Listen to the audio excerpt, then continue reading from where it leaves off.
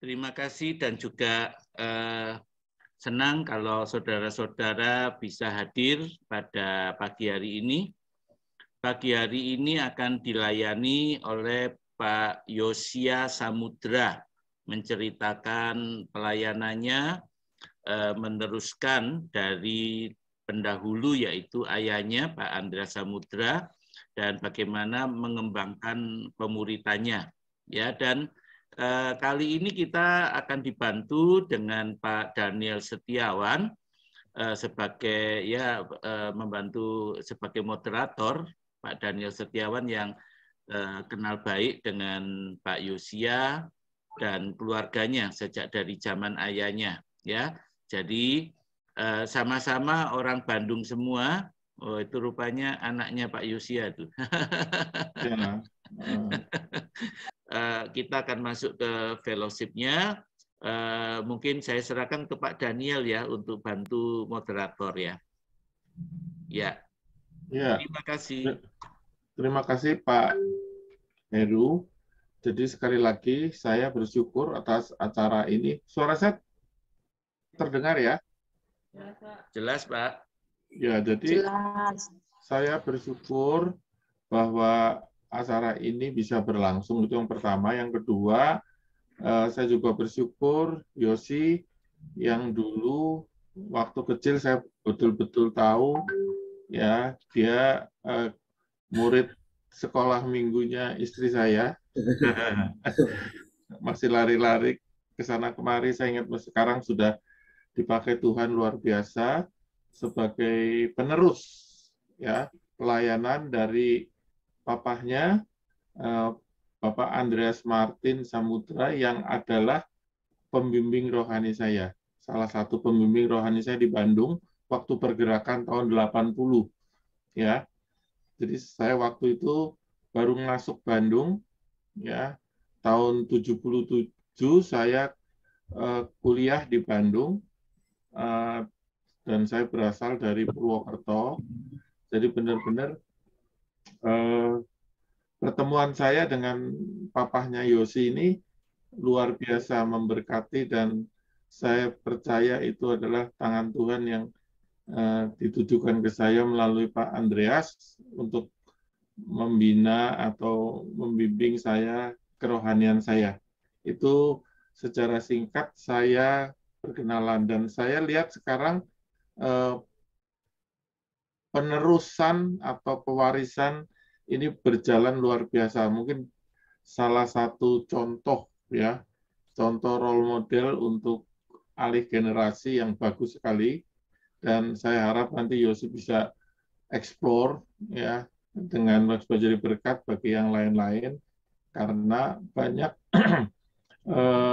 persekutuan terhenti atau pelayanan terhenti gara-gara masalah penerusannya ini berhenti gitu. Ya, gitu Pak Heru pengantar dari saya. Dan selanjutnya nanti biarin Yosi yang bercerita dan nanti kalau ada apa saya akan menambahkan sedikit ya. Yang jelas luar biasa nih pekerjaan Yosi dan yang berikutnya saya sampai saat ini masih satu perusahaan, satu tim dengan kakaknya Yosi, Pak Steven, yang CEO-nya dari aplikasi pendidikan itu, Pak Heru, dia yang foundernya gitu. Iya. Kalau saya cuma bantu di lapangan aja. Ya, gitu, jadi Pak Heru.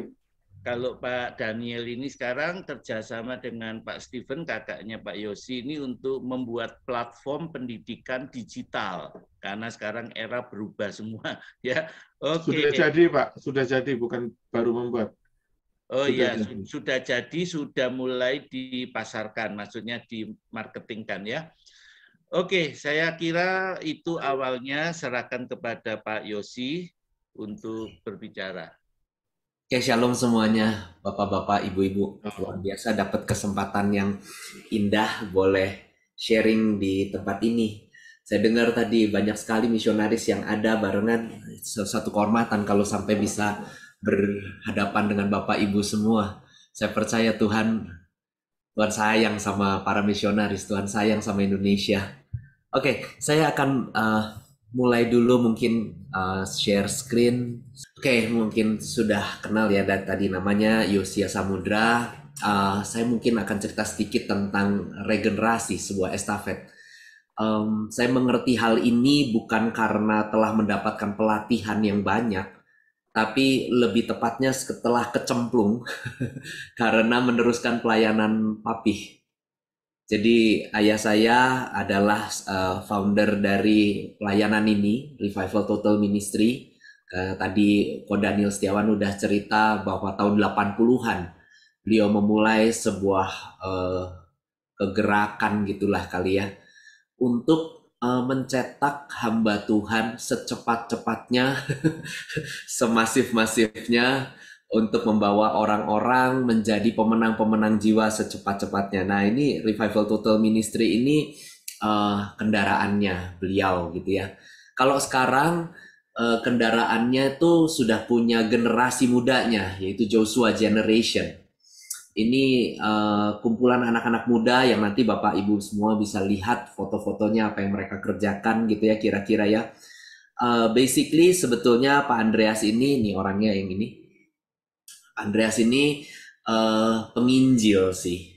Belakangan mereka orang-orang banyak kenal dia sebagai pengajar, pengkhotbah, tapi hatinya sebetulnya dia hati penginjil. Karena dia mau keliling sampai ke Indonesia, ke semua pelosok-pelosok, bawa Indonesia supaya satu hari boleh jadi ladang yang dituai. Dia punya impian mencetak penginjil secepat-cepatnya itu dengan kursus 14 hari gitu kira-kira. Diceritain tentang keselamatan itu seperti apa dan gimana. Dia bikin workshop jadinya nggak cuma sekedar khotbah gitu ya. Dia latih supaya akhirnya orang bisa one on one, membuka percakapan, memenangkan jiwa. Dan itu nurun sampai hari ini sama hidup saya. Kira-kira baru aja kejadian seberapa hari yang lalu, 6 hari yang lalu, Minggu, saya sengaja naik Grab. Walaupun punya kendaraan, tapi saya sengaja naik Grab cuma untuk duduk sama supirnya dan membuat percakapan supaya bisa ngabarkan Injil. Nah, cara ngabarkan Injilnya itu ya kira-kira dapatnya pelatihannya dari 14 hari yang Papa bikin gitu ya. Dan di situ setelah orang di-train untuk bisa ngabarkan Injil one on one, orang diajar juga untuk puasa segala macam. Kenapa? Karena waktu beliau keliling sampai ke pelosok-pelosok, seperti Bapak Ibu Saudara tahu, pelosok-pelosok penuh dengan perdukunan, okultisme dan lain-lain. Dan itu yang beliau hadapi gitu ya. Dan dia train orang untuk gimana nih ngadepin kondisi-kondisi seperti itu. Sampai akhirnya satu titik dalam pelayanan dia, bertahun-tahun dia lakukan itu, Tuhan bicara banyak sama dia bahwa mencetak hamba Tuhan itu nggak bisa sistem karbitan begitu. Jadi dia belajar dari pengalaman dia dan Tuhan tegur dia untuk mulai membawa sesuatu yang lebih permanen, lebih stabil, yaitu pemuridan. Beliau berangkat memang dari pemuridan, tapi karena dia pengen Indonesia dijangkau secepat-cepatnya, dia bikin seperti itu, dan akhirnya dia kembali lagi ke pemuridan. Dia bikin kelompok-kelompok sel. Dia bangun orang, memakan waktu lebih lama, karena butuh tahunan membangun orang. Butuh tahunan untuk mengumpulkan mereka dan menceritakan tentang keselamatan dan menanti mereka bertumbuh dengan stabil gitu ya. Tapi itu dia lakukan kira-kira paruh hidup sisanya. Beliau pulang 2017 kemarin, dan selama sisa yang dia dapat di tengah-tengah sudah pelayanan sekian lama gitu, dia rubah semuanya dan dia mulai bangun pemuridan gitu di Indonesia. Nah, terakhir beliau tinggalkan itu ada 21 kota yang dia bangun untuk memiliki ketua-ketua kota dan orang-orang pelayanan di dalamnya. Di kumpulan itu dia muridkan, waktu di handover ke saya ada ceritanya lagi, itu nyusut dari 21 nyusut sampai 16 di awal-awal. Jadi dari 2017 sampai 2022 ini sudah 5 tahunan lah ya kira-kira. 1 tahun di awal masa transisi, jadi 4 tahunan kita gerak. Nyusut sampai 16. Tapi puji Tuhan sekarang naik lagi. Sekarang udah 19 kota lagi. Dan dengan generasi yang baru. Dengan kumpulan umur orang-orang yang jauh lebih muda gitu ya. Ini beberapa contoh dari beberapa foto dari pelayanan yang dilakukan. Ini kebetulan ada di Kupang juga, di NTT. Tuhan cinta NTT memang. Saya mesti buka datanya untuk tahu tempat-tempatnya. Sebentar ya, Bapak Ibu, saya minta waktu. Oke, nah ini tuh di satu desa kecil di NTT namanya Takari. Orang-orang NTT mungkin pernah kenal ya. Ada beberapa sekolah di sana, sekolah-sekolah SMP yang Tuhan izinkan kami mulai bina. Anak-anak SMP diajar untuk mulai bisa memiliki hati juga untuk jiwa-jiwa, hati untuk generasi. Pelayanan Pak Andreas itu kan beliau pulang tuh umur 74. Dan saya belajar di sini. Kita di umur kita, di berapapun umur kita tuh bisa memberi pengaruh, bisa membawa orang untuk mendengarkan apa yang kita sharingkan. Itu kurang lebih range umurnya ya, maksimal 20 tahun ke atas atau 20 tahun ke bawah. Jadi kalau misalnya ini kayak hari ini saya umur 45, mentok saya akan ngomong dan nyambung itu dengan orang-orang yang umur 25-an. Kurang lebih ya, Pak Bapak Ibu. Jadi nggak angka mutlak, tapi saya lihat ketika saya berusaha ngobrol sama anak-anak yang umur belasan, anak-anak umur belasan nggak mengerti kadang-kadang apa yang saya bicarakan. Entah karena pembahasan saya yang kurang masuk sama mereka, atau image-nya sudah ini ada om-om mau mendekati saya mau ngapain. Kayak gitu kira-kira. Dan kalau saya ambil umur saya 20 tahun ke atas, kurang lebih gitu, 65 orang gitu, di atas itu mereka akan merasa bahwa apa yang saya bicarakan mungkin sudah agak tidak relevan. Kira-kira begitu. Dan ini bukan karena survei, tapi karena waktu saya ambil pelayanan Pak Andreas, range umurnya itu dari Pak Andreas meninggal umur 74, itu semua orang-orang yang dia bina di bawahnya kira-kira umur 40-an juga. Kalau saya ketemu sama umur 40-an masih nyambung. Tapi ketika ngomong sama generasi muda di bawahnya, nggak ngerti mereka. Dan sementara umur Pak Andreas 74 ditambah 20 tahun ke atas itu, 90-an orang-orangnya udah nggak pada ada. Udah pada pulang bersama-sama ke surga gitu ya. So, dari sini saya belajar tentang range umur. Saya belajar untuk, oke, kalau begitu saya harus mencari orang-orang di bawah saya yang umurnya kira-kira masih 20 tahun range-nya. Supaya saya bisa bangun hatinya, saya bisa impartasi kondisi-kondisi yang ada, dan berikan mimpi. Apa yang jadi mimpi Tuhan buat entah hidup mereka atau entah kerajaannya Allah. Dari impartasi ini baru mereka bisa nangkep, mudah-mudahan, dan dari situ mereka bisa pergi melayani Tuhan. Nah, kalau Bapak Ibu Saudara lihat foto di depan ini yang berdiri ini umurnya 25. Jadi masih sangat muda. Ini pemimpin berikut kami gitu. Dan puji Tuhan, Tuhan kirimkan orang ini untuk akhirnya juga kita bina gitu ya. Nah, ini adalah foto yang sebelah kiri ini di Jogja, di jalanan. Kemarin mereka jalan ke jalanan, tim yang ada tuh lagi, ini sebetulnya iseng sebetulnya yang foto kiri yang besar ini.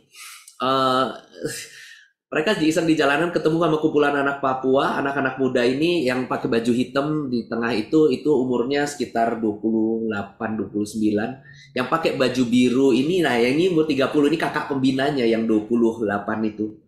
Mereka yang ada di tengah, kalau Bapak Ibu lihat ada yang berlutut, saya nggak tahu apakah ini bisa saya saya nggak bisa saya kasih anotasi. Ada seorang, ada yang pakai kacamata kira-kira gitu ya di tengah-tengah gitu ya, lagi berlutut berdoa buat anak-anak Papua ini. Itu pemimpin utamanya, sekarang umur 38-39an. Pemimpin atasnya gitu. Nah, jadi kakak-kakak yang ada membina yang lebih muda lagi. Mereka jalan di jalanan, membuat percakapan dengan anak-anak muda dari Papua ini, ketawa ketiwi segala macam, dan terakhir akhirnya mereka bisa kuatkan, mereka bisa bikin kontak, mereka buat pertemanan, dan sebelum pulang mereka didoakan dan mereka berdoa bersama-sama di sini. Yang pertama mereka lakukan adalah membuat kontak. Generasi muda ini membuat jaringan-jaringan, membuat kontak-kontak. Jadi kontaknya bukan di level saya lagi, di umur 40-an lagi, tapi sudah mulai coba jalan terus. Dan kalau Bapak Ibu Saudara lihat pojok kanan atas, ini di Medan. Kami kumpulkan beberapa orang yang ada di Medan dari kontak-kontak yang ada. Dan membuat persekutuan, membuat pembinaan, membuat orang-orang yang ada mulai bisa menangkap visi bahwa kerajaan Allah harus diperluas, bahwa regenerasi dibutuhkan, bahwa kalau kita tidak mulai berbicara sama kalian, teman-teman yang umurnya 20-an, kekristenan mungkin akan menyusut. Mengimpartasi hati seperti itu. Lalu memberikan apa yang harus dilakukan untuk bisa menjangkau generasi, memperlengkapi mereka gitu ya. Dan itu semua ada di dalam konteks pemuridannya. Apa yang sudah Pak Andreas bikin dulu platform dasarnya. Kami memodifikasinya menjadi buat generasi muda. Yang pojok kanan bawah itu adalah yang kumpulan Jakarta. Itu ada orang yang ngacungnya itu yang pakai baju ungu. Kalau saya nggak tahu apakah bisa di zoom atau enggak. Nah, beliau itu namanya Agus Perasim. Dia juga yang berlutut di Papua, yang di Jogja berdoa bersama dengan orang-orang Papua itu. Dan dia ada penerus berikutnya nih, di umur 38-39 ini. Nah, ini foto-foto berikutnya di Kupang. Kalau Bapak Ibu main-main ke Kampung Belo, tempatnya Kampung Belo kalau nggak salah di Kupang itu. Nah, pojok kiri bawah itu ada seorang pria baju biru, di sebelahnya ada seorang ibu baju putih. Nah, Ibu Dina namanya. Beliau yang ibu baju putih ini adalah ketua kota di Kupang. Beliau yang membuka jalan supaya tim dari Jakarta, Bapak perhatikan ada beberapa orang di Jakarta mungkin mukanya yang rada beda gitu di situ. Oh enggak, wait, di foto ini enggak ada. Nah, beliau buka jalan, beliau menjadi ketua network di sana, dan setiap kali kami bawa orang-orang baru, entah dari Medan atau dari Bandung, dari Jakarta atau dari kota-kota lain yang sudah mulai punya hatinya untuk pergi dan bina orang, itu beliau yang kita kumpulkan dan kita kirimkan ke beliau, dan beliau mulai masuk lagi ke daerah-daerah lain untuk membawa generasi-generasi baru. Ini kira-kira di kanan yang ada pelanginya itu salah satu pemimpinnya yang gak jelas juga ya gambar fotonya, tapi beliau itu adalah pemimpin yang lainnya, jadi tangan kanannya Pak Agus Perasim itu.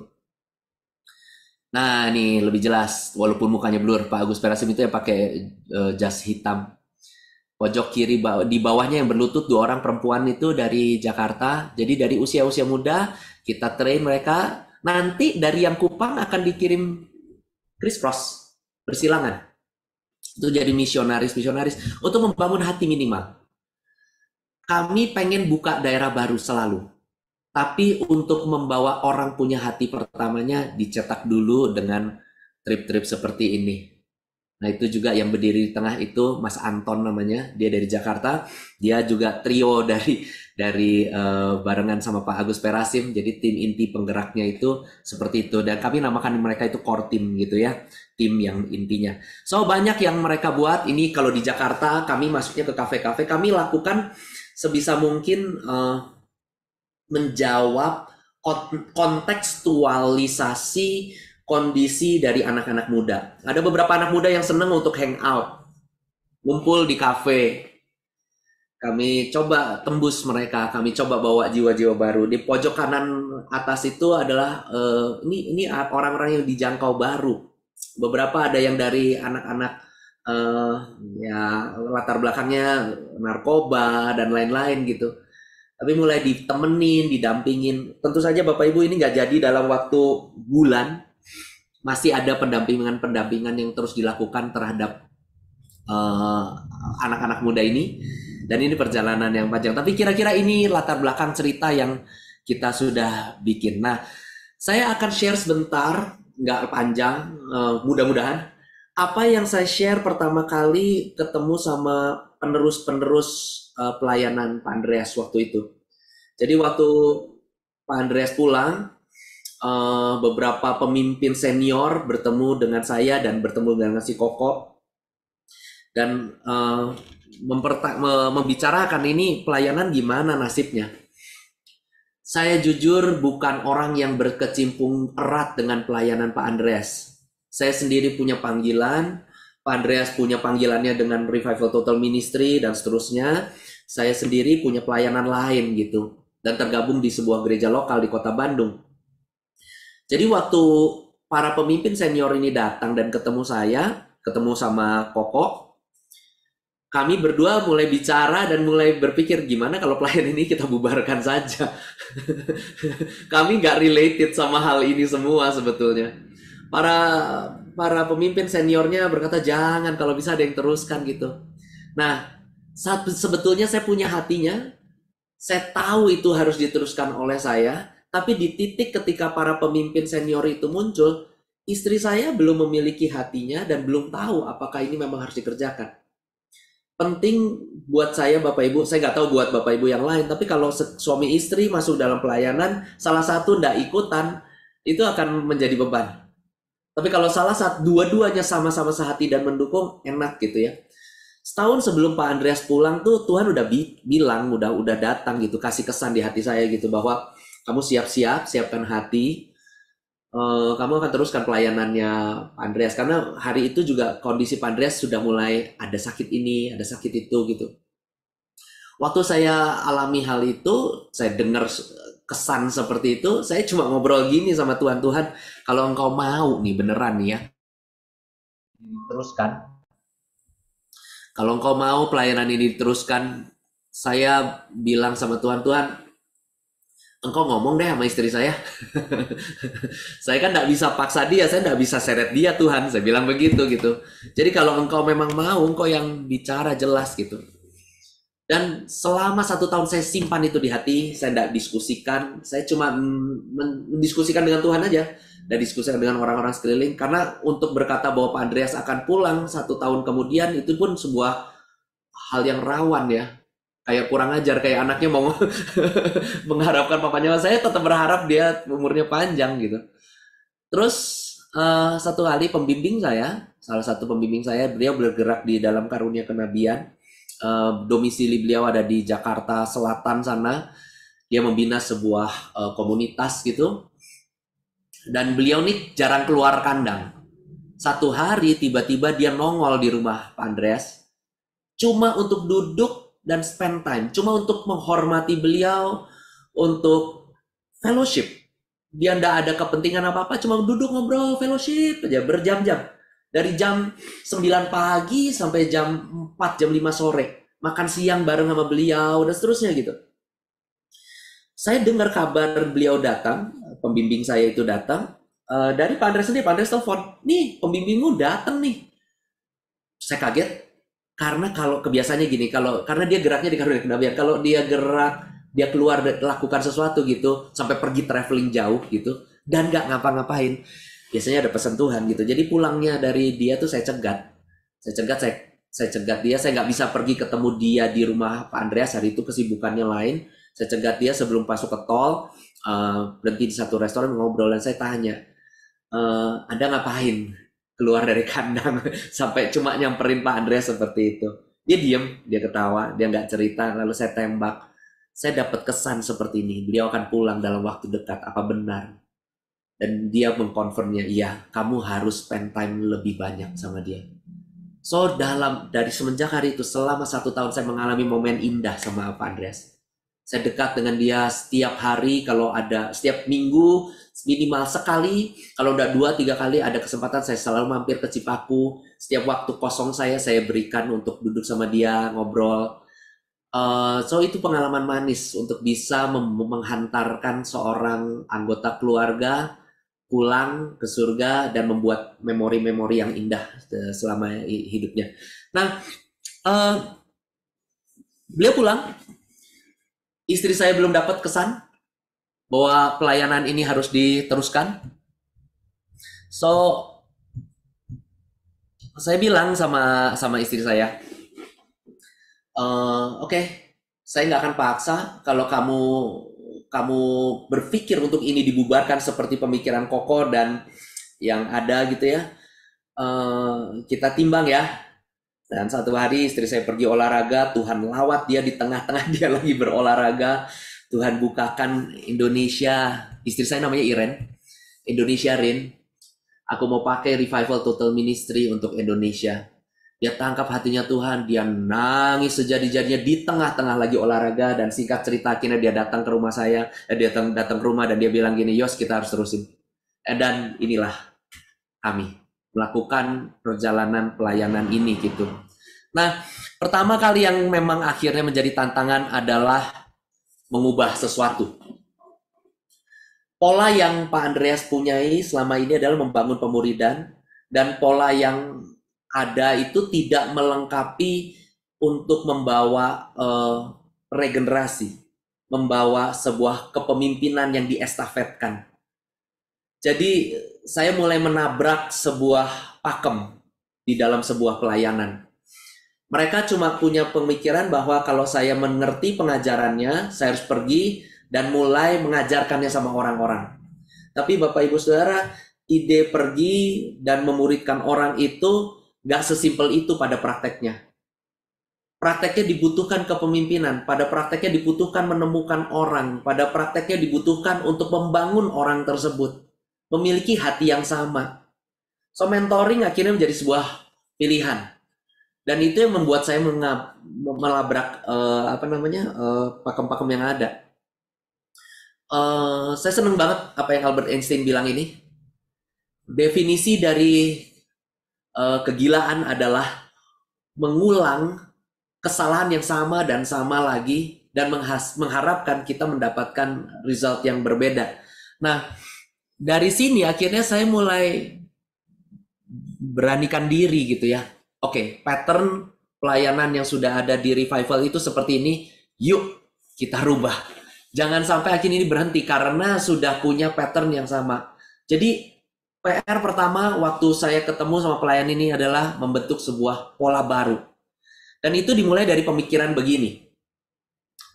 Tanda kehidupan pelayanan tuh harus satu, punya tujuan. Ada goalnya. Pelayanan tuh harus bertumbuh matang. Kalau nggak bertumbuh matang, dia nggak bisa kelihatan kualitasnya. Kalau akhirnya dia malah menurun, berarti dia nggak bertumbuh matang. Nangkep ya gitu kira-kira ya. Dan ketiga, poinnya adalah pelayanan tuh harus bisa bereproduksi. Kenapa? Karena pelayanan pun punya expired date-nya. Tujuan itu punya akhir. Kalau kita punya visi, pasti visi itu ada akhirnya ternyata gitu. Itu yang saya baru belajar juga setelah akhirnya nyemplung pelayanan ini gitu. Nah, pelayanan saya adalah pelayanan yang hidup dan bertumbuh. Dan kita semua setuju akan hal ini. Kita tahu bahwa kalau pelayanan itu tidak bertumbuh, berarti dia pelayanan yang sakit. Kalau pelayanan yang ada itu mungkin belum bertumbuh, belum bermultiplikasi, tapi minimal dia hidup. Ada sesuatu yang terjadi di dalamnya. Bukan cuma melakukan roda rutinitas yang ada. Ada sesuatu yang mulai berubah. Nah, itu baru kita bilang pelayanannya sehat. Nah, makanya pelajarannya saya ambil dari pohon gitu. Dari yang kecil mestinya dia makin banyak daunnya. Dan sesudah makin banyak daunnya dia akan makin tumbuh gede. Dia mestinya berbuah. Nah, berbuah dan bertumbuhnya kemana? Dari Efesus 4 ayat 15 ini. Tapi dengan teguh berpegang pada kebenaran dalam kasih, kita bertumbuh di dalam segala hal ke arah Dia, Kristus yang adalah kepala. Nah, Bapak Ibu, dari ayat ini saya baru mengerti bahwa kalau akhirnya polanya cuma bikin pemuridan, polanya adalah sesuatu yang kita cuma tahu begini, itu belum segala hal. Dan berbicara hal ini ke para senior-senior. Yang taunya, lo pakemnya Pak Andreas kan ke sini. Itu adalah tantangan pertamanya. Pelan-pelan dideketin, pelan-pelan dikasih tahu, pelan-pelan diulang. Diajak diskusi para pemimpin-pemimpin seniornya ini. Karena kebayang Bapak Ibu Saudara 21 kota yang ditinggalkan oleh Pak Andreas itu, ya rata-rata pemimpinnya umurnya 50-60-an.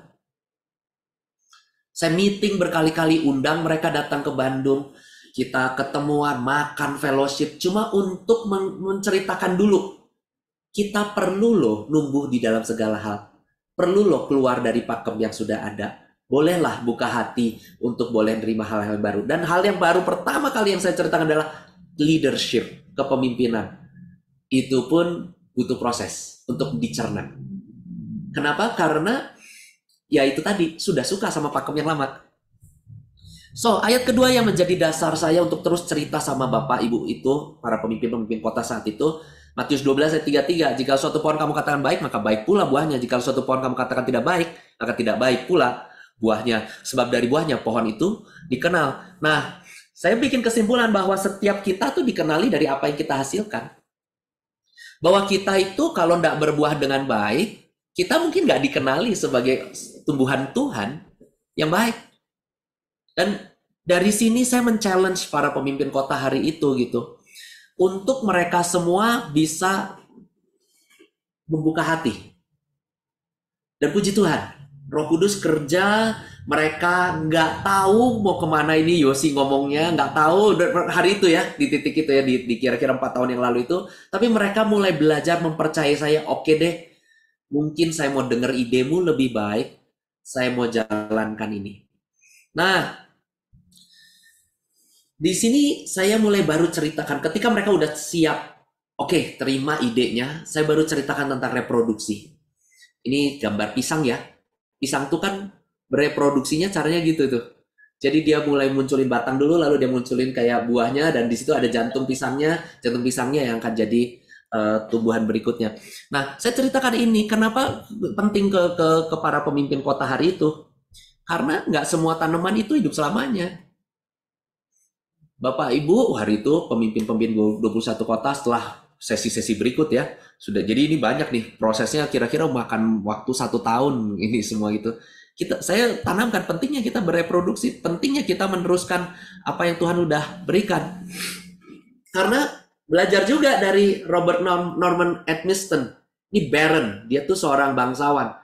Kalau Bapak Ibu tahu, beliau adalah foundernya Christian Vision. Christian Vision itu kalau di Indonesia melahirkan pelayanan Yes He Is. Yes He Is itu pelayanan traktat online, traktat digital. Nah, beliau tuh seorang misionaris sebetulnya, sekalipun dia pengusaha luar biasa di Inggris. Dia berikan kekayaannya, dia bikin company-company untuk biayain itu semua. Dan dia cerita bahwa Yes He Is tuh mestinya tahun 2020 sekian, jadi masih sekian belas tahun kalau nggak salah ke depan, itu harus mulai redup. Dia bilang, pelayanan traktat ini harus mulai mencapai titik akhir dari misinya. Saya banyak belajar dari beliau tentang pelayanan tuh harus punya goal, dan goal itu akan berakhir. Makanya dia mulai membuat preparation, dia membuat persiapan. Apa yang akan dilakukan 10 tahun ke depan? Apa yang akan dilakukan 20 tahun ke depan? Apakah sebuah misi bisa survive 50 tahun ke depan? Dia mulai berhitung, dia mulai merancang.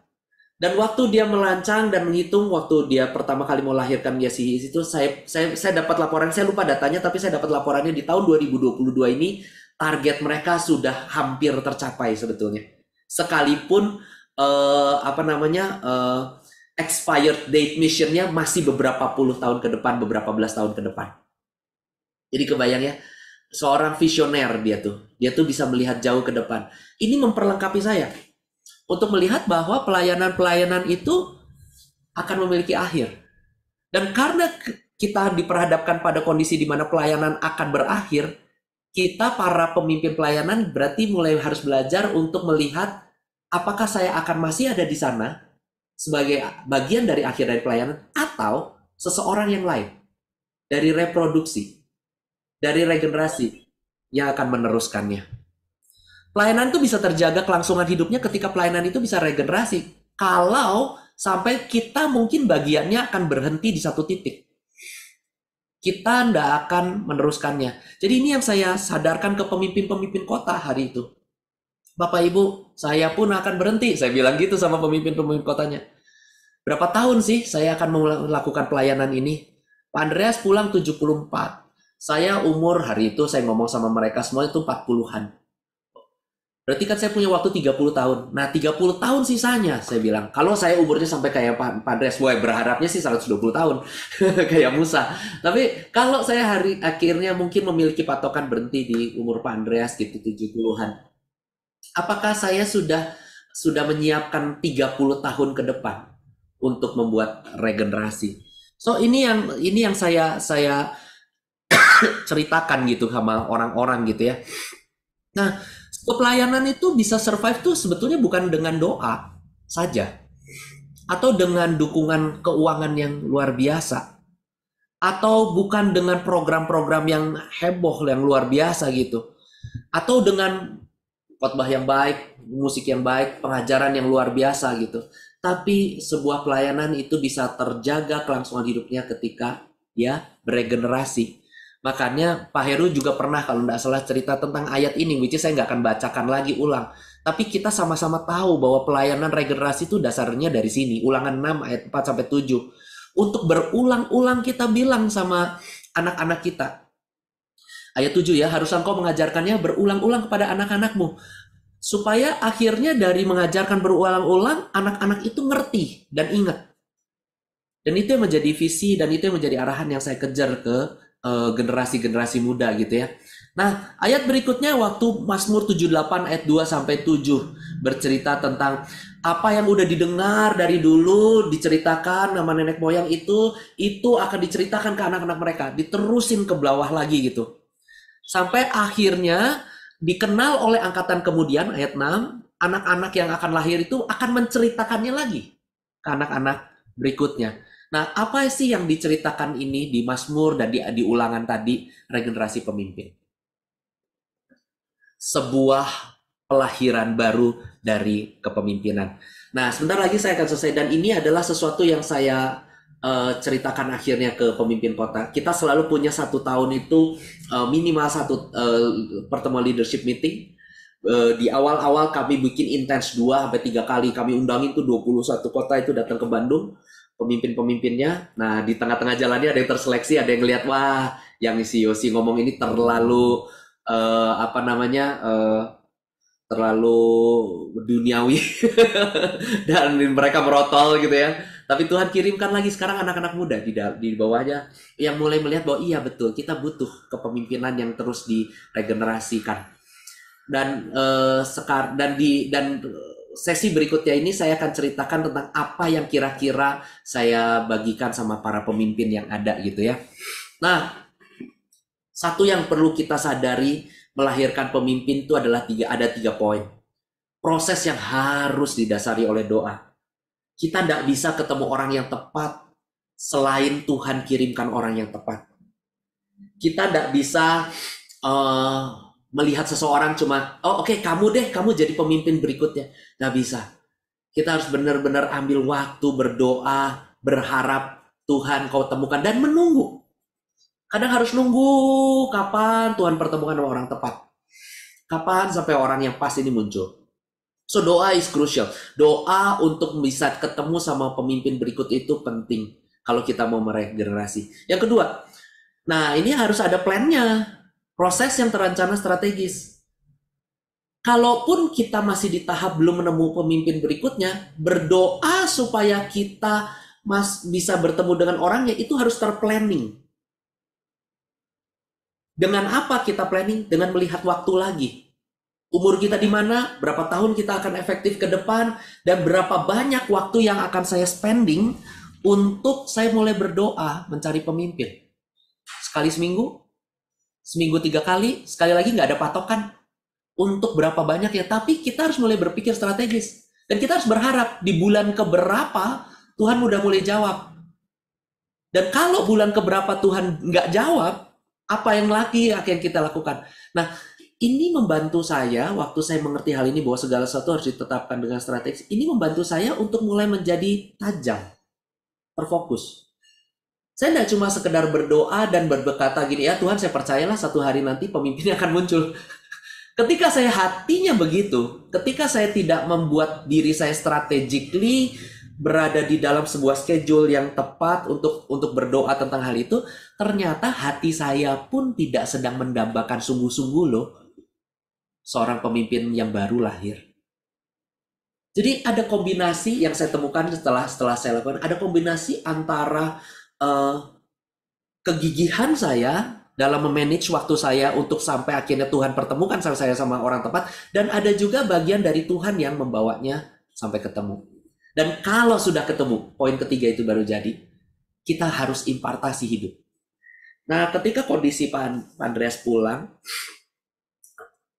dan ketika akhirnya istri saya sudah dilawat, jadi pertama kali itu prosesnya tuh 3 bulan. Puji Tuhan yang saya nggak lama, yang dari RTM ini nggak lama, di Revival Total Ministry nggak lama, 3 bulan. Jadi semenjak istri saya bilang, oke Tuhan, kami bersepakat berdoa, Tuhan siapa pemimpin berikutnya.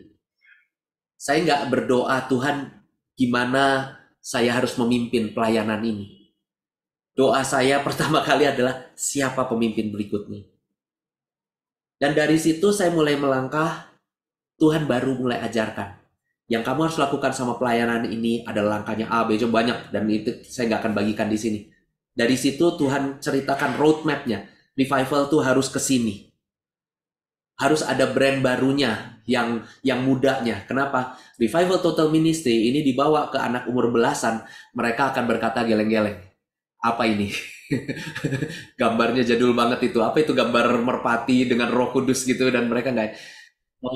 Tuhan mulai bawa lagi, ada satu brand baru lagi. Ini untuk pemimpin muda yang kerjakan segala macam. Kalaupun nama Revival Total Ministry-nya ini surut, hatinya nggak pernah surut. Historinya akan tetap diceritakan. Brand hanyalah akan jadi sebuah brand. Tapi hati, sejarah, gerakan itu yang mengarahkan seseorang menuju ke tujuan dan visi awalnya. So, visinya yang kita teruskan. Brandnya mau berganti, enggak masalah. Kita harus mulai belajar untuk kontekstual sama kondisi dan pergeseran umur yang ada. Nah, di situ 3 bulan kemudian Tuhan pertemukan saya sama Pak Agus Perasin itu. Dan semenjak itu sampai hari ini kami mengimpartasi kehidupan kami. Saya dan istri bertemu sama mereka, dia dan istrinya, dan kami jalan bareng, hidup bareng. Kami betul-betul dampingi mereka, kesulitan mereka ngalamin banyak badai, kami nangis sama mereka. Kami berdoa, dan ketika kami ada di dalam badai, mereka juga hadir, mendukung kami. Jadi satu hubungan yang indah. Mentoring itu boleh terjadi. Nah, proses pengimpartasian kehidupan ini saya rasa akan berhenti mungkin ya, kalau nanti saya udah pulang ke surga. Makanya penting untuk ketemu orang yang tepat sekali. Saya sangat bersyukur saya ketemu sama orang yang pas. Orang yang mau terbuka, orang yang mau nunduk. Dan ini satu dimensi yang unik lagi. Jadi nggak semudah itu juga Bapak Ibu. Ketemu nggak sama pemimpin yang lain? Iya. Ada nggak harapan saya juga terhadap orang ini untuk orang ini memimpin? Iya. Jadi atau enggak? Enggak. Itu terjadi juga di dalam hidup saya. Jadi nggak selalu sukses. Makanya doa untuk ketemu sama orang tepat itu, saya bisa bilang itu bagian Tuhan lah. Ketika Tuhan mau pelayanan ini terus, ya salah satu tandanya Tuhan dukung begitu. Terus yang saya lihat dari dalam diri seorang pemimpin atau calon pemimpin, supaya akhirnya mungkin dari sini kebantu buat Bapak Ibu untuk nemuin ya, pemimpin berikutnya itu seperti apa. Orangnya insecure atau secure? Maksudnya begini, orangnya memiliki gambar diri yang utuh nggak di hadapan Allah? Atau orangnya masih mencari pengakuan? Orangnya masih mencari harta? Orangnya masih tergantung sama kondisi-kondisi itu? Ketika orang bisa secure, bisa nyaman, bisa aman, bisa utuh, dia nggak terganggu dengan kondisi ekonomi dia nggak terpengaruh sama penerimaan perkataan orang. Nah, ini calon yang baik. Bibit yang bagus. Dan kalaupun udah begitu, ketika kita jalaninnya, belum tentu orangnya cocok sama kita. Tapi kalau orangnya cocok, puji Tuhan, Bapak Ibu Saudara udah dapetin sebuah ini yang baru. Hal yang baik. Nah, dan dari situ dicek kemauannya, kerendahan hatinya, mau nggak dia belajar, mau nggak dia terbuka untuk memberi diri. Karena nggak bisa kita paksakan kan, kamu akan jadi pemimpin berikutnya ya, kamu harus buka dirimu gitu, nggak bisa. persuasifnya kita, kasih kita yang tulus itu yang akan membangun, membuka pintu untuk orangnya mau rendah hati dan mau belajar. Dan yang ketiga yang saya lihat itu ya karakternya. Dan saya yakin gak ada yang sempurna. Dari 3 hal ini aja kadang-kadang di satu orang itu kurang masih insecure, masih ngerasa gak utuh, tapi karakternya oke. Mungkin juga ada kombinasi di mana kerendahan hatinya juga belum oke. Jadi ini ya plus minus dari 3 hal ini. Dan di situ banyak doa, banyak investasi hidup, banyak hal-hal yang terus dilakukan untuk supaya akhirnya bisa bangun gitu. Nah, dari situ setelah ketemu orangnya begini, yang saya lakukan adalah ini. Ini penutup terakhir. Saya senang sekali sama konsep ini. Ini waktu itu dibagikan. Saya ikut seminar seminarnya Komsel satu gereja di Jakarta, gereja besar di Jakarta. Dia ajarkan ini bagus. Ada 4 tahapan seorang pemimpin itu bisa di-develop. 1, I do, you watch, we talk. Saya yang bikin, saya kerjain. Kamu lihat ya caranya kayak gini, you watch. Nah, habis itu ayo kita ngobrol. Yang kedua, saya yang kerjain, I do, you help, engkau yang bantu. Habis itu yuk kita ngobrol. We talk. Yang ketiga, you do, I help. We talk. Kamu yang kerjain, saya yang bantu, kita ngobrol. Yang terakhir, akhirnya you do, I watch, we talk. Kamu yang kerjain, saya cuma melihat, kita ngobrol. Puji Tuhan, tahun ini di Revival Total Ministry, Pak Agus Perasim itu sudah pegang posisi wakil pemimpin dari Revival Total Ministry, di mana tahap keempat ini udah mulai terjadi selama 1 tahunan. Beliau yang rancang, beliau yang eksekusi, saya cuma tinggal melihat saja. Saya dipasangkan tetap masih jadi ketua pelayanannya, tapi selama sepanjang 1 tahun ini. Semua kegerakan, semua planning segala macam itu sudah beliau yang kerjakan gitu. Dan ini kan melewati proses 4 tahun ke belakang ya. Jadi 1 tahun I do, you watch, we talk. 1 tahun I do, you help, we talk. You do, I help, we talk itu di tahun ketiga, dan tahun ini itu boleh jadi. So puji Tuhan, pelayanan ini sekarang sekalipun sayanya masih aktif, masih produktif, sudah mulai memiliki tunas baru. Dan berharap ketika nanti mungkin saya akhirnya masuk ke masa di mana saya mulai pensiun di dalam pelayanannya, saya sudah bisa melihat cucunya. Pemimpin berikut yang mungkin akan lahir dari Pak Agus Perasim ini gitu. So ini yang kira-kira saya waktu itu bagikan ke para pemimpin kota. Dan perlahan tapi pasti, dari 21 turun 16 jadi 19 kota ini mulai adopsi pemikiran ini.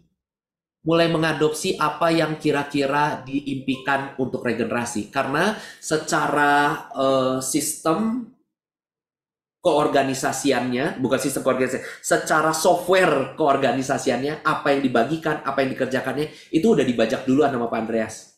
Saya tidak modif yang itu. Yang saya lakukan adalah saya develop pemimpin berikutnya gitu. Lah, kira-kira kayak gini, kira-kira mungkin ada yang mau bertanya, ada yang mau berdiskusi. Saya berdoa, berharap ini jadi berkat buat Bapak Ibu semua. Tuhan Yesus berkati. Ya, luar biasa sekali, Yosi. Sharingnya saya juga secara pribadi ini terberkati luar biasa ya, khususnya masalah regenerasi. Karena terus terang selama saya dimentor di masa awal-awal oleh Pak Andreas, itu boro-boro kepikir regenerasi. Yang penting sekarang, mikirin sekarang gitu. Tapi rasanya sekarang nih kita nggak boleh berpikir seperti itu lagi. Ya, filosofi pohon pisang itu sangat cocok. Ya, Pak Heru, tolong disambut nanti saya.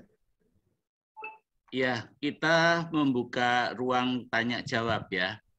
Kebanyakan yang di sini juga banyak yang sudah berumur. Apakah sudah memikirkan regenerasi? Yosi masih muda, sudah memikirkan regenerasi. Silakan. Saya mau tanya, Pak. Ya, Bulani Wiharjo, silakan. Ya, Pak Yosya. Ya. Luar biasa ya. Masih muda sudah luar biasa. Puji Tuhan, Bu. Pertanyaannya kita adalah kendala yang paling sulit dialami itu apa, Pak? Buat regenerasi ya? Iya. Ketika kita mau bertemu sama orang yang kita mau, orang yang kurang tepatnya lah mungkin gitu ya. Jadi kalau apa namanya, pas kita nggak ketemu sama orang tepat, walaupun kita udah doa, kita udah berharap, kita udah lakukan yang kita pikir maksimal gitu, tapi ternyata orangnya meleset. Itu yang kadang-kadang bikin remuk sih.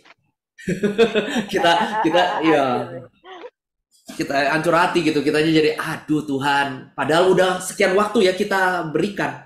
Jadi ada kayak saya belakangan saya lagi bina, ada satu kelompok lagi juga 5 tahun sudah dibina. Ada satu orang yang di awal kelihatannya bagus banget, kita udah dekat, kita udah investasikan hidup juga gitu segala macam. Ternyata masih insecure. Ternyata jadi gini, tugas saya sebagai seorang pemimpin, mau melahirkan pemimpin berikut itu pasti membentuk. Dan ketika membentuk itu kadang-kadang ada teguran. Kamu nggak sesuai dengan Injil loh, kamu udah nggak memiliki hati jiwa-jiwa loh. Kayak gitu kan teguran. Nah, teguran memang adalah pilihan terakhir. Tapi ketika itu tetap harus dikerjakan, kalau itu dihindari malah itu akan membunuh si orang yang kita tuntunnya gitu ya. Jadi ketika itu dikerjakan, ternyata si teman saya yang saya tegur ini tidak siap. Dia belum memiliki kerendahan hati, dan kalaupun cuma sekedar luka sesaat ketika ditegur itu masih oke. Tapi ini masalahnya ketika ditegur dianya berontak. Oh, insecure ternyata. Belum memiliki, dia berharapnya cuma saya sebagai seorang kokoh pembimbing yang akan sayang sama dia, ngelus-ngelus terus gitu, bimbing gitu. Itu yang kadang-kadang berat. Pertanyaan kedua, sampai tahap apa Pak Yosua akhirnya memutuskan let go, left aja? Hubungan. Jadi ketika hubungannya itu tidak bisa. Jadi kan gini, it takes two to tango. Jadi butuh 2 orang untuk bisa nari tango. Sebuah relationship itu tidak mungkin terjadi kalau tidak pernah ada 2 orang yang memang sepakat. Saya mau menundukkan diri, saya mau membuka diri, saya juga mau mengasihimu dan memperhatikanmu dan tidak mengambil keuntungan dari hidupmu. Cuma mau tulus aja mengasihimu. Nah, kesepakatan ini tuh ya dilihat seiring perjalanannya.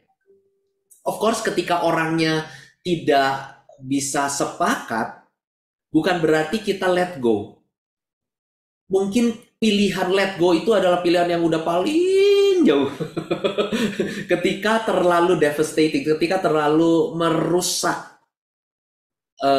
Dan dampaknya bukan merusak ke saya gitu ya. Kalau semua ekspresi luka, protes, ketidaktundukan, lalu upaya-upaya menyakiti saya sebagai balas dendam, upaya-upaya menyakiti ke saya sebagai upaya balas dendam karena terluka, itu harus saya tahan. Itu bukan harus ya, maksudnya ya pemimpin ya, orang tua ya harus tahan. Anaknya bandel, rewel, marah-marah, ngambek gitu ya harus tahan gitu.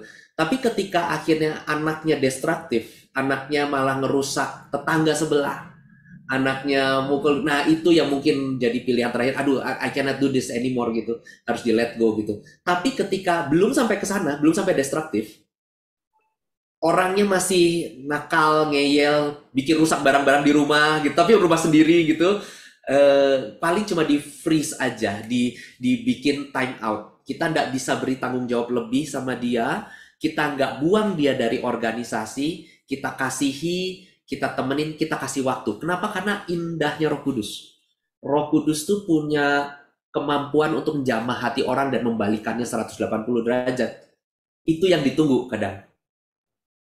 Itu sih, Bu. Jadi yang banyak dibentuk pemimpinnya ya Pak ya. Nah,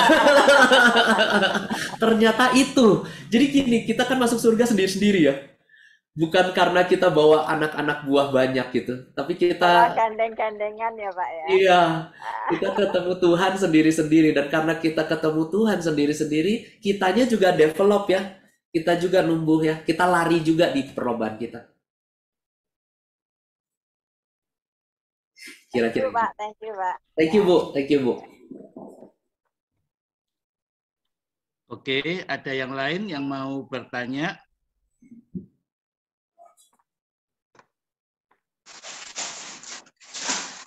Pak Heru. Ya, Pak Yos, silakan. Ya. Shalom, Kang Shalom, Pak Yos. Josia. Luar biasa apa yang sudah sedang dikerjakan dan akan dikerjakan. Kami terkesan dengan hambanya Bapak sekitar tahun 99 2000 itu kami sempat ikut acara pelatihan yang beliau laksanakan di Jakarta. Oh, KPP, Pak? Ya. Ya. Dengan Bu Dorcas Daud. Bu Dorcas Daud, betul. Dan waktu-waktu itu memang luar biasa banyak anak-anak Tuhan, banyak orang yang berminat di dalam pelatihan-pelatihan itu. Iya. Bayangkan di tahun-tahun 99, awal dari 98 krisis di Jakarta, dan itu menimbulkan banyak kerinduan orang untuk ikut sekolah pemuritan. Ya. Nah, kalau sekarang beliau sudah tidak ada dan ada yang meneruskan, itu memang harus demikian adanya ya. Puji Tuhan. Itu membuat kami teringat juga dengan Pak John Pelokila yang mungkin pernah di forum ini. Beliau sekarang umur 75, 76, itu membangun hal yang sama di daerah Kupang, di NTT, di Rote, bahkan sampai di Sukabumi ada kelompok doa yang dibangun. Jadi memang kesan kami pada waktu itu, pembelajaran yang beliau kerjakan, lakukan itu penuh semangat luar biasa itu. Iya. Bagaimana mendengar suara Tuhan, itu luar biasa. Iya. Antara karya Roh Kudus dengan kemauan, kerinduan orang itu akan lebih memudahkan orang untuk mengalami pertumbuhan. Iya. Nah, kembali kepada situasi kondisi saat ini, di mana pelayanannya harus disesuaikan dengan konteks yang ada, ya, pelayanan kontekstual. Memang zamannya berubah. Antara umur 50 ke atas dengan ke bawah perlu penyesuaian. Ya, apalagi zaman teknologi hari-hari ini membuat orang semakin instan untuk mendapatkan sesuatu. Iya. Nah, jangan sampai hal yang instan ini justru membuat anak-anak Tuhan, orang-orang percaya, jadi menurun fokusnya, apalagi beralih fokusnya. Nah, ini tantangan buat generasi sekarang. Iya, betul. Mungkin apakah karena kita sudah tersistem dalam pelayanan jemaat sehingga orang cenderung hanya ada di dalam lingkungan jemaatnya. Susah untuk mungkin ada berbagai lingkungan jemaat itu bisa menyatu dalam satu wadah, ya, karena mungkin sudah tersistem tadi. Namun kalau yang sedang dikerjakan oleh RTM hari-hari ini, ada sangat cocok sekali kalau pelayanan ke berbagai kota itu mungkin kembali menggugah, bekerja sama dengan mungkin jemaat lokal, mungkin akan lebih efektif lagi. Ya. Betul. Apa warisan yang sudah ditinggalkan Papa itu pasti akan disesuaikan dengan keadaan. Ya. Betul. Ketika kami mendengar almarhum, beliau sudah almarhum tahun 2017, kami jadi bertanya, wah siapa yang akan melanjutkannya? Wow. Ternyata hari ini, ya, 5 tahun yang lalu sudah ada. Itulah Tuhan, ya. Tuhan tidak membiarkan benih itu mati tanpa dia bertumbuh. Ya. Nah, saya pikir itu bagian dari doa dari almarhum, dan pasti banyak murid-murid yang sudah dilahirkan lewat pelayanan yang sederhana, pelayanan penginjilan yang sederhana. Saya masih ingat itu. Ya, Akan berikan ilustrasi manusia itu seperti sebuah kertas putih. ya betul. Ya, itulah kesan kami selama kami ikut pelajaran, dan akhirnya kami harus pindah kota ke Papua. Ketika di Papua 11-12 tahun lamanya, itu sangat-sangat efektif. Ya, Bahkan menjadi pelajaran untuk kami menjangkau daerah-daerah yang sulit, yang ketika itu orang-orang pada takut ke daerah-daerah itu. ya, Karena pelajaran-pelajaran itu membuat kita jadi ada kekuatan, ada keberanian. wow, puji Tuhan. Para pejabat di daerah-daerah itu hanya lewat pelayanan penginjilan sederhana yang kami pelajari, itu sangat efektif. Nah, itulah kedahsyatan daripada suatu pelajaran tentang pemuridan. Ya, Saya percaya bahwa sesungguhnya kita ini adalah murid-murid Kristus yang terus berjuang, terus belajar untuk lebih memuridkan lagi orang lain. betul. Tergantung nanti itu berhasil atau tidak, itulah tugas Roh Kudus untuk bisa melanjutkan pelajaran itu. Ya, Saya pikir demikian. Tuhan kan memulai 12 orang. Ternyata ya, dari 12 orang tidak semua lulus, kan ada satu yang gagal. ya, Dari 12 itulah sampai hari ini kita bisa melihat di mana-mana daerah-daerah yang sulit bisa terjangkau Injil. Itulah kekuatan Injil yang menyelamatkan, ya. ya, Puji betul, Tuhan, Pak. selamat melayani. Makasih Pak Jos.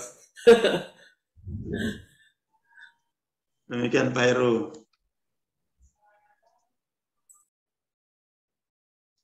Oke. Ya, apakah ada yang lain yang mau bertanya tentang soal regenerasi? Saya malah ada punya pertanyaan kebalikannya, siapa yang bisa menjawab ya? Kalau kita lihat kepemimpinan, ya terutama dalam gereja Tuhan, gereja-gereja, kenapa kok banyak pemimpin tua yang tidak mau regenerasi ya? Nah, Atau kurang memikirkan regenerasi, itu penyebabnya apa ya? Padahal dunianya udah berubah. iya Gitu. betul. Mungkin ada yang bisa jawab. Kenapa kok tidak mau regenerasi? Kadang saya lihat beberapa denominasi itu pemimpinnya sudah engkongkong, kakek-kakek, gitu. Tapi kenapa kok tidak mau regenerasi? Gitu. Mungkin ada yang bisa jawab. Atau idealnya itu regenerasi itu kira-kira menurut yang lain itu umur berapa ya?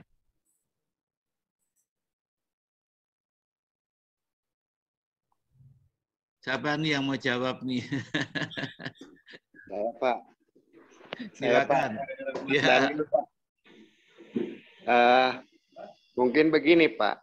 Jadi kalau saya lihat dari bakat juga, satu bakat kepemimpinan dan juga ada karunia pengajar atau karunia melayani. Ini ada kerjasama antara bakat, talenta kita yang diangkat oleh Roh Kudus. Itu yang mungkin saya lihat saat ini, Pak. Jadi istilahnya nggak karbitan itu. Ada tereh juga kalau kata orang Sunda, ada darah yang mengalir seperti Pak Joshua ini.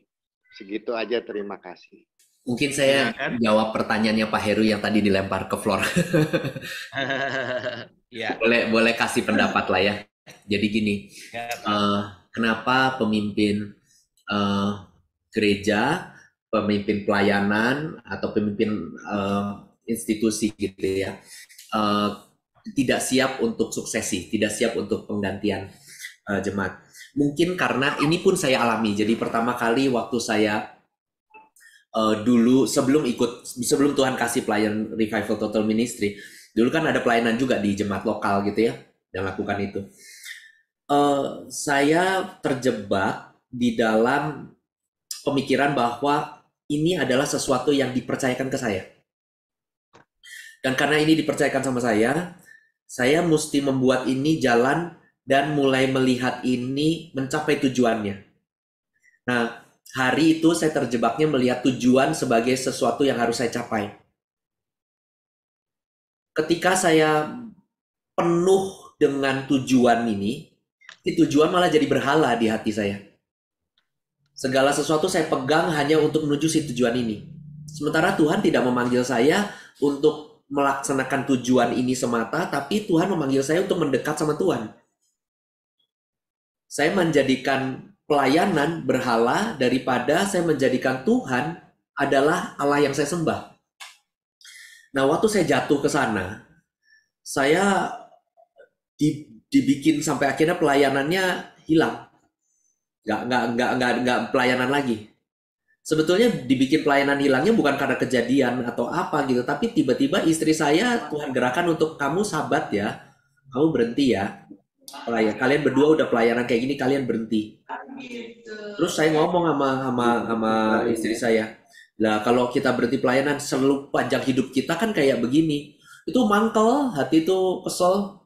Kok Tuhan suruh kami berhenti pelayanan, terus kami jadinya ngapain? Siapa kami nanti dipandang, bukan dipandang, siapa kami nanti di tengah-tengah kehidupan kami. Dan itu waktu umurnya masih 28, 29.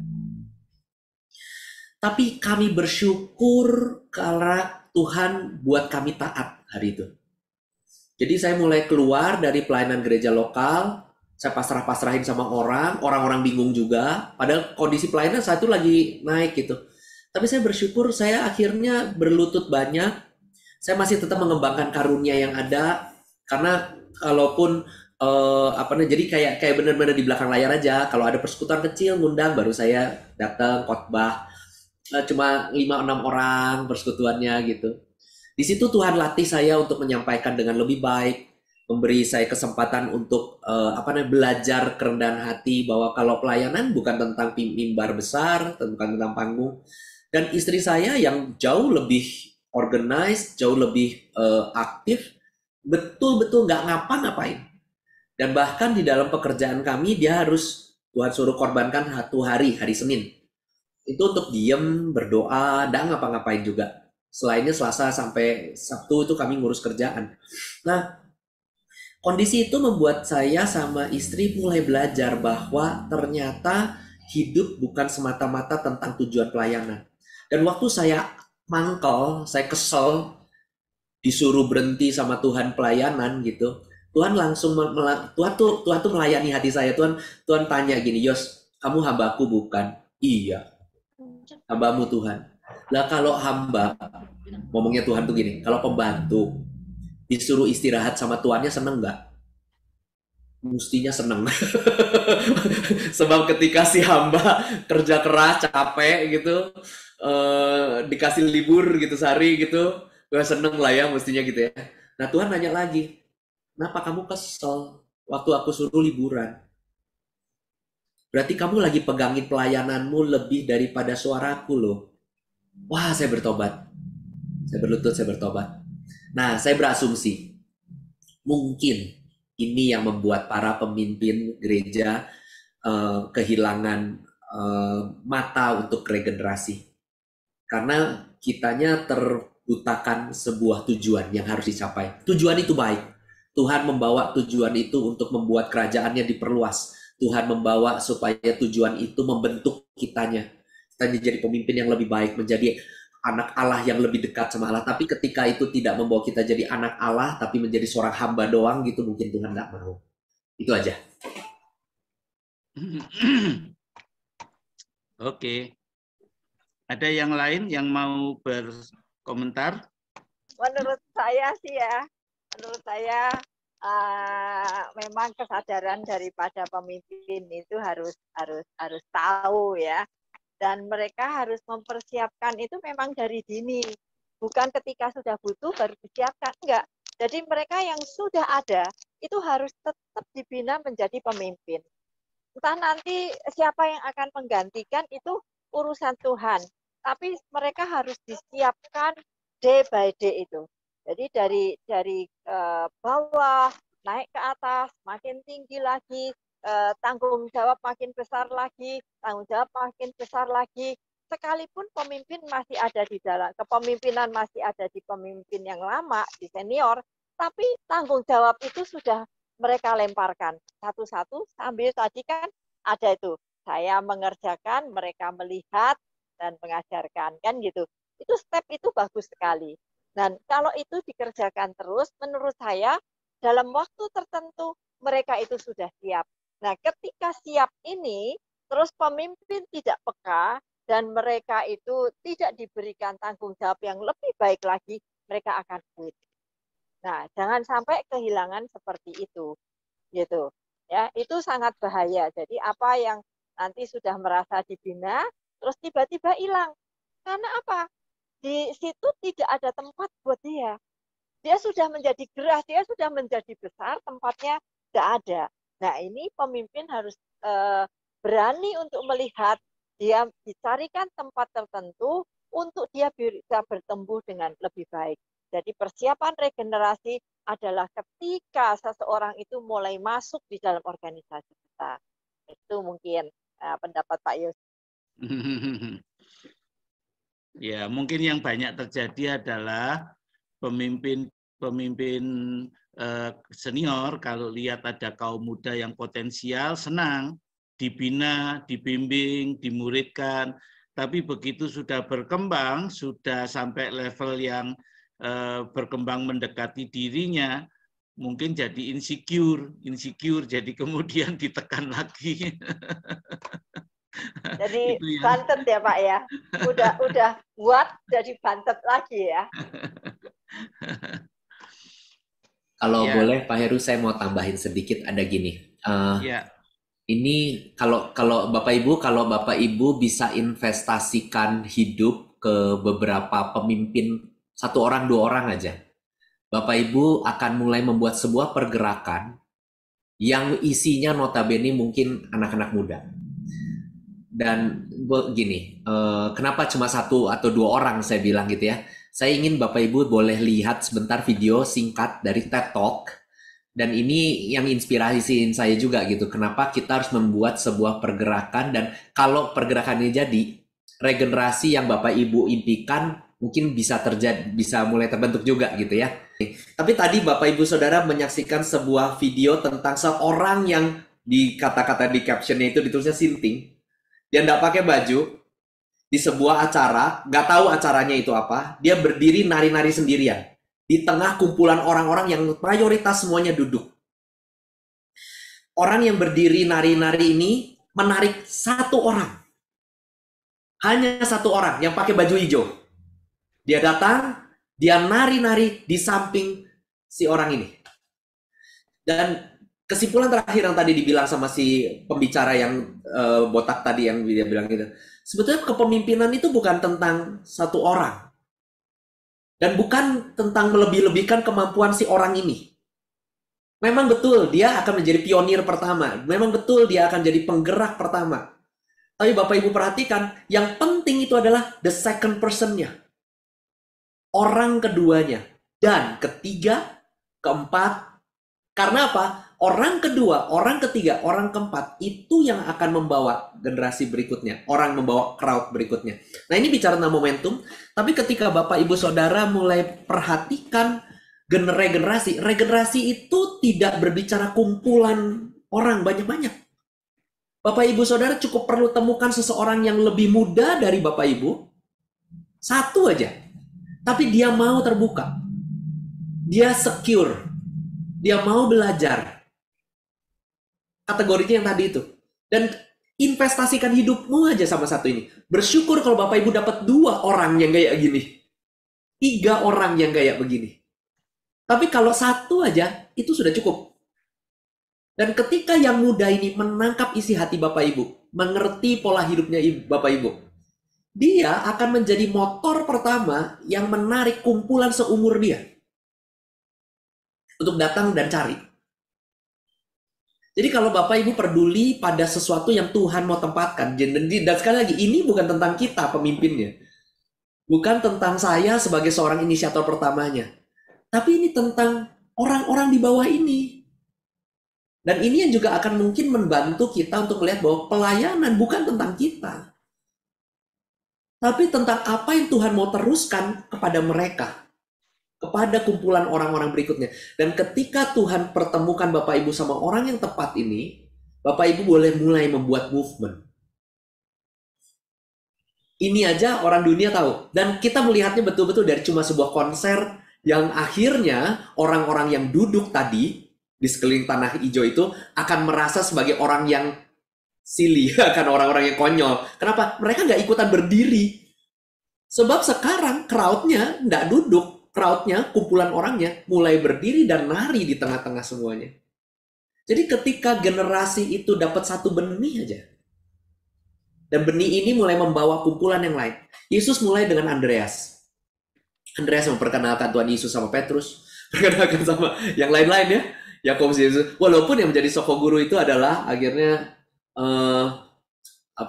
Petrus, Yakobus, dan Yohanes, soko guru jemaat mula-mula. Tapi Andreas itu yang kenalin nama si ini, kenalin sama itu gitu. Bapak Ibu memulai dengan satu orang. Tuhan, mudah-mudahan terjadi regenerasi yang Tuhan berkati. Oke. Saya mungkin akan cerita seorang ketua Bamak Surabaya. Ketua Bamak Badan Musyawarah Antar Gereja itu termasuk pendiri, ya, pendirinya Bamak itu seorang pengusaha yang sukses, pengusaha besar di Surabaya. Ketika dia melihat anak-anaknya makin bertumbuh, dia mulai mempersiapkan penerus, dia mulai mempersiapkan tongkat estafet ya. Nah, anaknya disekolahkan dengan baik sampai sekolah di luar negeri, dibekali dengan ilmu, kemampuan yang cukup. Tapi yang luar biasa, setelah anaknya itu lulus, ya, punya ilmu, punya kepandaian gitu, ternyata tidak langsung dimasukkan dalam perusahaannya. Ya, semua anaknya yang lulus sekolah diwajibkan dulu terjun di dunia usaha luar. Meskipun dia sendiri punya perusahaan yang banyak dan besar, dia suruh mereka kerja di luar dulu seminimal 3 tahun. Nah, setelah itu baru mulai dibawa masuk ke perusahaannya. Tujuannya apa? Supaya dia tahu susahnya kerja luar itu kayak apa, susahnya cari uang, supaya nanti kalau sudah masuk di dalam dia bisa melayani dengan baik, menghargai pekerja, ya, istilahnya Jawa itu apa, ngajeni orang itu apa, ya punya respect sama orang lain gitu. Nah, jadi punya pengalaman kerja di luar. Saya berpikir ya, kalau kita bicara tentang regenerasi pelayanan atau regenerasi gereja, sebaiknya pemuritan dan pelatihan itu dilakukan tidak langsung setelah selesai langsung diangkat di dalam gereja. Tapi lebih baik terjunkan dulu di dunia misi, ya 3-4 tahun di dunia misi supaya punya pengalaman dan pengetahuan dunia misi. Ya, saudara lihat kalau kita kirim guru-guru misi, kebanyakan itu adalah muda-mudi. Pak Abimelek ketika terjun di Papua tahun 94, umur berapa Pak Abimelek? 38, Pak. 38, tapi datang ke Papua sudah sebelumnya ya Pak ya? Iya Pak. Jadi saudara perlunya tahu lapangan, tahu medan, punya pengalaman di ladang misi itu penting, saudara. Ya, jadi jangan langsung duduk di tata. Ya, banyak di dalam gereja itu habis dibina, dimuridkan langsung duduk di tata, ya, tanpa tahu dunia luar, tanpa tahu lapangan. Nah, itu membuat gereja nanti jadinya tidak misioner. Nah, saudara, kita akan mengakhiri. Ada yang masih mau ngomong enggak? Pak Daniel Setiawan mau ngomong sesuatu? Saya cuma mau menambahkan bahwa regenerasi itu tidak selalu harus organisasinya yang diregenerasi ya. Intinya orangnya gitu. Nah, sebagai contoh pengalaman saya dengan Pak Andreas itu, saya tidak masuk dalam revival Total Ministry. Karena Total Ministry itu lahir tahun berapa ya, Yos? Waduh, kalau inget tuh 80 berapa ya? 80-an lah. Nah, sedangkan saya berinteraksi, ya kurang lebih waktunya sama, karena sebenarnya saya mengenal secara pribadi Pak Andreas itu ya tahun 77 itu ketika saya datang ke Bandung karena dia dosen elektro ITB, saya mau minta bantuan dia supaya saya diterima di ITB tapi akhirnya gagal. Nah, mau KKN. Apa? Mau KKN. Ya, dan di Bandung kita dan dia dan saya di Bandung satu gereja, yaitu GKI Taman Cibunut Bandung. Jadi di gereja itulah saya berkomunikasi dan berinteraksi dengan beliau. Waktu itu tahun 77 belum ada, saya belum terimbas gerakan karismatik ya. Sedangkan saya tahu Pak Andreas ini sudah oleh gereja sudah dicap ini sudah tercemar karismatik gitulah, kira-kira gitu. Jadi intinya begini, Pak Andreas melakukan tanpa sadar mungkin melakukan regenerasi juga ke mahasiswa. Karena pada waktu itu mulai berdiri persekutuan mahasiswa di kampus-kampus. Saya ada di Parahyangan, kemudian di ITB juga ada, hampir setiap kampus ada.